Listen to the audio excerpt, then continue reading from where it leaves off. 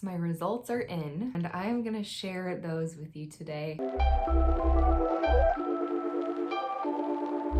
It was super interesting. Some parts of it were not surprising, some parts of it were a little bit surprising, so I'm just gonna kind of talk about what my results looked like and how I found out about them today. As always, don't forget to subscribe to my channel, give this video a like, leave a comment, share it with a friend. You also could turn on the notifications bell so that you're notified every time one of my videos posts. Just a reminder, I try to post once a week, usually every Monday afternoon. And that's been a new goal here in 2021, and so far so good. I haven't missed a week yet, knock on wood. So I'm gonna try my best to keep that up. It actually has not been hard so far. I thought it'd be very hard posting once a week, but it's been actually really easy and really fun. So yeah, that's the plan, to keep posting every Monday. So I'm gonna share what my results were. I have a lot of different results to share, and this whole thing has been so interesting. Yeah, kind of put this out there if you were interested in my video about, getting the genetic testing done. This is kind of a follow-up to that. So the reason I did genetic testing in the first place was because tuberous sclerosis is a disease that runs in my family, and it's a disease that can be genetic, but sometimes it's just like it happens to be a random mutation that happens like in the makeup of an infant when they're in the womb. And so my family has never really known like if it was genetic, or if my brother, the person in my family who's been diagnosed with TS, if it was just like a random freak thing that happened when he was in development. So for the most part, I have always been led to believe that this was genetic. Like, we didn't know which of my parents' sides of the family it came from. My parents never got tested for it because they, like back in the 90s when my brother was diagnosed, it was really hard to get tested. Like, you couldn't just do a simple blood draw like I did. It was like kind of an invasive thing, and it was really expensive. So that's why my parents said they never got tested to see which of them would have passed it on. So like I said in my last video, I always knew I would get this kind of testing done at some point. I didn't care how invasive it was. I didn't care how much it costs, because this was something I wanted to take incredibly serious if I wanted to have my own kids one day. So I'm 26, nowhere near ready to have kids myself, but I have been kind of thinking like further into the future lately. Like, I could see myself wanting to have kids in the next like 4 or 5 years. And stuff like this can just take a while to get situated and figured out sometimes. So I wanted to deal with it now before I wanted to have kids now, and I had all these barriers that I had to get through first. And I didn't know how long this would take. I didn't know if this would be like a multi-step process. So I wanted to start it now so I could just kind of get a good head start if needed, and just get it out of the way. So later down the line in a few years, if I want to have kids, I don't have to worry about doing this then. And over time, this has kind of become a thing for me where it was about more than just if I could potentially pass this on to my kids. This was something I really wanted to know about myself, just because it's always been on my radar my whole life, and there have been times where it caused me stress, and I just was ready to do it.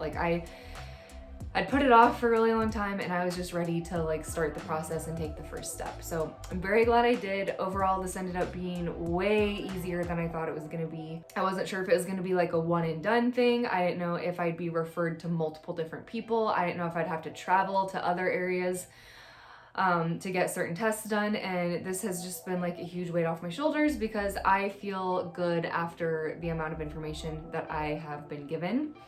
And I feel after getting this information, I can kind of just be done with it now, unless something else were to come up. I don't really see that happening. I explained in my last video about this that I did 2 blood draws. One blood draw was to be tested for the 2 genes that are known and involved with tuberous sclerosis. And then I did another blood draw just to get the full panel of testing done. There are 302 different tests that can possibly be tested for in a person. And so I just did it all. It could be serious stuff I don't know, I can't think of anything, like cystic fibrosis, or it could be not serious stuff at all, like food intolerances, or, you know, like this person is gonna be known to react to a certain medication, that kind of thing. That's what I was told. So I just went ahead and did it all. I was like, if I'm doing it, I'm gonna do it all. And I'm really happy I did, because I found out some interesting things that I could potentially pass on. The first blood draw, why I did this in the first place for the tuberous sclerosis test, came back negative for both of those genes. So given that information, that means I don't have an increased chance of passing it on. There's of course always a chance that an infant could like develop it in utero, but based off the test that I took, there isn't like an increased risk of that happening from me. So that was a huge weight off my shoulders. That was the whole reason I did this in the first place.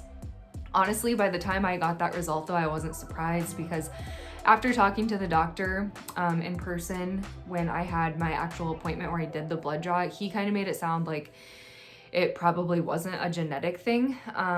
But yeah, so that was a huge relief, because, you know, like I said, that was the reason I did this whole process in the first place. And it was just really nice to know that, like, if I were to have kids, it like wouldn't be something I needed to worry about potentially happening.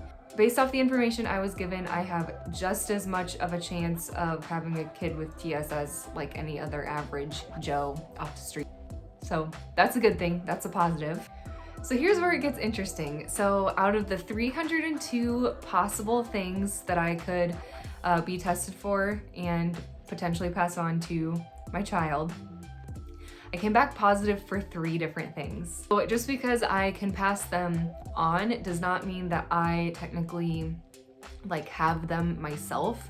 I just have a above average chance of having a child with these things. It doesn't mean that I have them. So the first one I tested positive for was cystic fibrosis, which shocked me, but I guess it's pretty common in white people. And this like was very alarming to me at first, because cystic fibrosis can be a pretty serious illness. Like when I was student teaching, I had a student who had like very severe cystic fibrosis. He like had breathing issues. He missed school all the time because he had to go to doctor's appointments, or just like he wasn't up to come to school that day. So that alarmed me at first, because that would not be something that I would obviously want to have or to give my child. It definitely can impact like quality of life, and it also can decrease the life expectancy. However, I think there are also like not so serious forms of cystic fibrosis, and it basically just means like people have really abnormally thick mucus. And, you know, that's why it can be an issue with severe cystic fibrosis, because it can impact breathing and like the activity in the lungs. But what I was told was if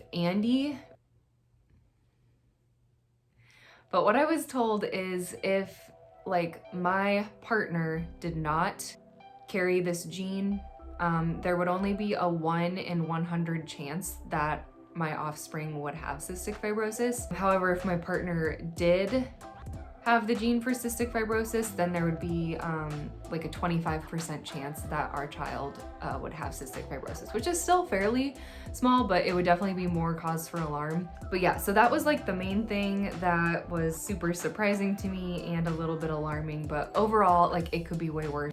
The other 2 conditions are just interesting. Not funny, but like they kind of made me giggle a little bit. So I don't know how to say like the formal name. Galactosemia, I believe is how you say it. I'd never heard of it, but basically it's just a fancy way of saying like, I think a form of lactose intolerance, because galactose is like an element of lactose. So basically people that have this, like they just can't process lactose very well. So that would be like, you know, dairy products. And obviously, I'm not gonna let something like that stop me from having kids. If I pass that on to my kid, it wouldn't be the end of the world. They just would have like a restricted diet in, you know, the area of lactose. But this is super good to know, because if I have babies or kids, I would just know to be on the lookout for that, which it actually can be a cause for concern when like a baby is still an infant. Like if, you know, you're breastfeeding with a baby and lactose intolerant, that can cause some issues. So it's just good for me to like be aware of it more than anything. Okay, the last one was WNT10A related disorders. That's what it was called. And this is a spectrum of features associated with Hypohydrotic Ectodermal Dysplasia, or HED. So lots of fancy words. And basically, this is a condition where like there's an abnormal development of the skin, hair, nails, stuff like that. So people that are on this spectrum with this disorder, they can have like sweat issues where like their skin doesn't sweat properly. They also can have like really thin, brittle hair, thin, brittle nails. And it also, on this spectrum, there are like certain teeth that don't ever come in. And again, this isn't like the end of the world. It would kind of stink for my child to like, you know, have super thin hair. Like that just would kind of suck for them. Like they'd probably feel really self-conscious about it, I'm assuming, I don't know. And it would kind of probably be a pain like financially to have to fix the teeth, but like obviously that's not gonna stop me from having kids. It's just like stuff like that is probably bound to happen with a lot of people, you know. You take what you're given. That's kind of my viewpoint on that.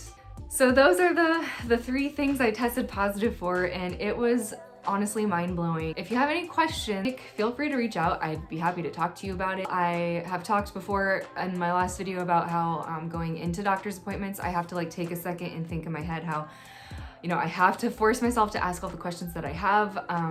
I can't like feel stupid because like you're just gonna need to be seeking out information. That's just kind of how it is. And like you can't go into it being like, oh my gosh, I feel so stupid. Like this doctor's probably so annoyed with me because I'm asking so many questions. Like that's the point of you going. So you just have to keep that in mind if that's something that you struggle with. Honestly, for a long time, I was scared to take this first step, not because I was scared of the results of the test, but because I was scared to interact with the doctors that I was gonna have to interact with because I didn't want to feel stupid, and that's stupid. So glad that I did this, glad that it's over for now. I don't see myself making any more appointments for this anytime soon. I feel good with where I'm at now. Unless something else was brought to my attention about like the process of testing for TS, then I might go back and do some more stuff, but right now I'm feeling good.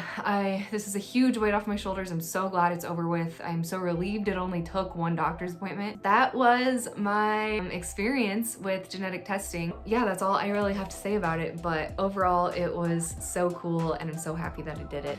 That does it for this video. Like I said at the beginning, make sure you subscribe to my channel, give this video a like, leave me a comment. I love to hear that and interact with the people that watch my videos in that way. So let me know in the comments or just send me like a private message on Instagram or something. I want to thank you so much for watching this video. Thanks for being here. I appreciate you. I appreciate you giving me the click, the like, and interacting. It's awesome. I'm so grateful for this online YouTube community. You also can give me a follow on Instagram because I'm also very active on there. So I guess I'll put my username here on the screen as well. So that's gonna do it for today. Thanks so much, and I'll see you next Monday. Bye.